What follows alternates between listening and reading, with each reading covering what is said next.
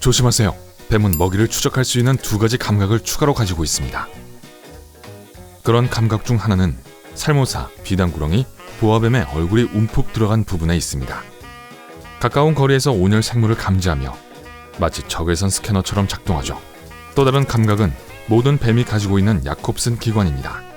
뱀은 재빨리 혀를 날름거리면서 향과 페로몬의 입자들을 수집합니다. 이런 방식으로 현재 먹이가 있는 위치는 물론 어느 방향으로 갔는지까지 알 수 있습니다. 상어는 물속에서 가장 진보된 추적 시스템을 가지고 있습니다. 전기장 감지 능력이죠. 주둥이의 전류 감지 감각이라는 특별한 기관을 가지고 있습니다.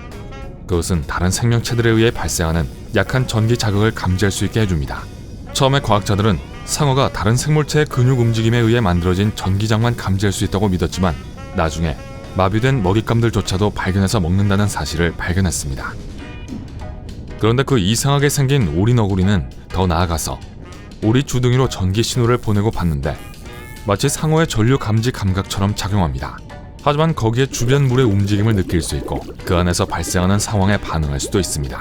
오리 너구리의 주둥이는 물속에서 쉽게 방향을 잡을 수 있도록 도와주는데 잠수할 때 눈과 콧구멍이 닫히기 때문입니다. 일부 심해 생물들은 말 그대로 어둠 속에서 빛나는 장기를 가지고 있습니다. 발광기라고 불리는데 그리스어로 빛을 가져오는 자라는 뜻입니다. 앵글러 피쉬와 같은 생물들은 먹이와 짝을 유혹하기 위해 그들의 생체 발광기관을 사용합니다. 머리에 부착된 한 개의 메인 발광기가 있고 수염처럼 생긴 수십 개의 작은 안테나들이 몸 전체에 있습니다. 이 생물학적 빛은 심지어 다양한 색을 발하기도 합니다. 파란색, 주황색, 그리고 빨간색 빛을 가진 작은 이빨 드래곤 피쉬처럼요. 박쥐와 돌고래는 귀만 사용하여 길을 찾을 수 있습니다. 반향 위치 측정 덕분에 음파를 보낼 수 있고 다른 물체에서 반사되었을 때 그것이 만들어내는 메아리를 주의 깊게 듣습니다. 이 방법은 상당히 정확한데 예를 들어 박쥐는 큰 귀가 감지하는 장애물을 아주 빠른 속도로 비행하면서 피할 수 있습니다. 박쥐는 같은 방법을 사용하여 먹이도 잡습니다. 먹이의 움직임 속도까지도 정확하게 계산해서 말이죠. 흡혈박쥐는 훨씬 더 다양한 기술로 사냥을 합니다. 코에 특별한 농축 단백질이 있어서 멀리서 먹이의 온도를 감지할 수 있어요. 흡혈박쥐는 온열 동물 피부 위에 있다는 것을 알게 되면 피를 빨기에 적당한 정맥에 있는 정확한 지점에 한치의 오차도 없이 착륙합니다. 얌! 흡혈박쥐가 실제로 인간을 사냥하지 않는 것이 다행이죠. 벌은 우리가 보는 것과는 매우 다른 방식으로 세상을 봅니다. 자외선 감지 기능에 많이 의존하죠. 꽃은 심지어 우리 눈에도 잘 띄지만 자외선으로 보면 벌이 한 번에 알아볼 수 있는 특별한 디자인이 있는 무늬를 가지고 있습니다. 한편 인간은 우리가 흔히 말하는 오감 이외의 감각을 가지고 있습니다. 다양한 추정에 따르면 우리는 22개에서 33개까지 가지고 있다고 합니다. 거기에는 몸의 위치에 따른 팔과 다리의 감각인 자기 수용 감각, 고통을 느끼는 능력인 통각, 움직임을 지각하는 근감각 및 다른 동물들은 갖고 있지 않은 다른 많은 감각을 가지고 있습니다. 예를 들면 비디오를 찍고 보내는 감각 같은 거요. 농담입니다. 아직 그 방법은 확실치 않지만 많은 새와 물고기들이 지구의 자기장을 활용하는데 예를 들면 비둘기나 연어가 그렇습니다. 철새들은 특히 이 방면에서 뛰어납니다. 말 그대로 세상 한 끝에서 다른 끝까지 수천 킬로미터를 여행할 수 있어요. 잠시도 길을 잃지 않으면서요. 그들의 내장된 나침반은 절대적인 정확성을 갖고 여행하도록 도와줍니다. 알록달록한 갯가재는 지구상의 다른 어떤 생물보다 수십억 개의 색조를 더 볼 수 있습니다. 이 편리한 능력과 함께 다른 갯가재에게 신호를 보내기 위해 편광을 사용할 수 있습니다. 이것은 세계 다른 어떤 생명체에서도 볼 수 없는 것입니다. 마치 그들만의 비밀스러운 언어가 있는 것 같아요. 게다가 갯가재의 집게발은 아주 강력하고 단단해서 쉽게 조개 껍질을 깰 수 있고 심지어 수족관의 유리까지 깰 수 있습니다. 이런 사건들이 과거에 기록되었기 때문에 가정에서 애완동물로 키우는 것은 추천되지 않습니다. 하지만 딱총새우는 훨씬 더 놀라운 힘을 가지고 있습니다. 오른쪽 집게발을 꼭 닫았다가 열 때 물속에서 아주 작은 소닉붐을 일으키죠. 그 충격으로 나타나는 거품은 너무 뜨거워서 태양 표면의 온도에 맞먹습니다.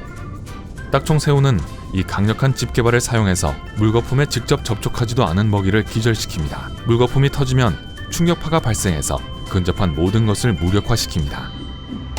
꿀벌과는 달리 뒤형벌은 전화를 사용하여 근처의 꽃들을 감지하고 꽃가루를 모읍니다. 바쁘게 날개를 움직일 때 뒤형벌이 양전하를 발생시키는 반면 꽃들은 기본적으로 음전하를 가지고 있습니다. 벌이 꽃에 착륙할 때 그 전하 사이의 차이로 꽃가루가 몸에 있는 특별한 털에 달라붙기 때문에 이를 운반하기 위한 특별한 장치도 필요로 하지 않습니다. 다른 뒤형벌은 친구가 꽃가루를 모으기 위해 멈춘 것을 감지할 수 있습니다. 그래서 두 마리의 뒤형벌이 한 송이의 꽃에 달려드는 모습은 절대 볼 수 없죠. 문어는 우리가 상상했던 것과 많이 다르게 보이는데 사람의 눈에 보이지 않는 다양한 패턴으로 피부가 덮여있기 때문입니다. 객가지에게서 한 수 배운 것 같아요.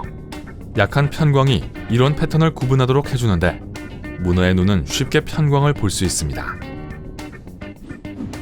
코끼리는 지상의 진동을 느껴서 수 킬로미터 떨어진 곳에 있는 자신의 친척을 감지할 수 있습니다. 우리 인간에게는 들리지 않는 신호를 이용해서 친구와 낯선 사람을 구분하고 필요할 때 직접 메시지를 보낼 수 있습니다. 또한 서로 의사소통을 하기 위해 웅웅거리고 귀를 퍼덕거리기도 하는데요. 우리가 볼 수 있고 때로는 느낄 수 있지만 그 소리는 들을 수는 없습니다. 회충은 비록 매우 작지만 지구의 자기장을 누구보다도 잘 사용할 줄 압니다. 몸 안에 어느 쪽이 위쪽인지를 알려주는 하나의 신경세포를 가지고 있습니다. 일단 먹이를 충분히 먹고 나면 표면으로 올라가기 위해 이 기능이 필요합니다. 토양 속이나 식물 깊은 곳에 파고들어 먹을 것을 찾기 때문입니다. 거미는 외골격을 가지고 있는데 이것은 거미의 뼈에 해당하는 부분이 몸 안에 있는 것이 아니라 몸 밖에 있다는 것을 의미합니다. 이러한 특징은 거미를 위험으로부터 보호하는 천연 갑옷의 역할을 할 뿐만 아니라 촉각을 제공해줍니다. 외골격은 수많은 판으로 이루어져 있는데 그 판이 없으면 거미는 움직일 수 없을 거예요. 그리고 그 판 사이에 있는 공간이 압력을 느끼게 해주고 먹이와 짝을 찾을 수 있게 해줍니다. 이 공간이 더 넓어지거나 좁아지면 거미는 무언가 자신을 건드리고 있다는 걸 알게 됩니다. 대부분의 동물들은 손과 선이라고 불리는 기원을 가지고 있습니다.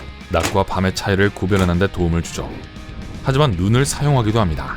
몇몇 해양동물은 너무 깊은 물속에서 살기 때문에 주변은 항상 어둡습니다. 그래서 그런 생물들은 눈이 필요하지 않아요. 멕시칸 테트라 물고기처럼요. 이 물고기는 진화 과정에서 완전히 눈을 잃었고 몸도 반투명한 상태가 됐습니다.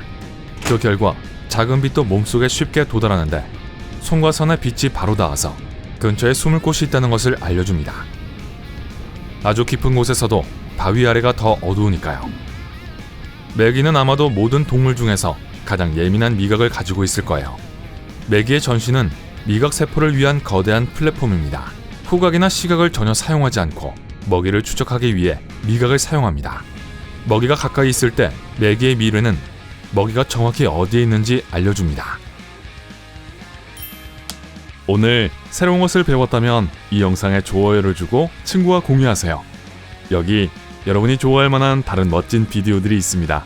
왼쪽 또는 오른쪽을 선택하고 삶의 밝은 면에 머무르세요.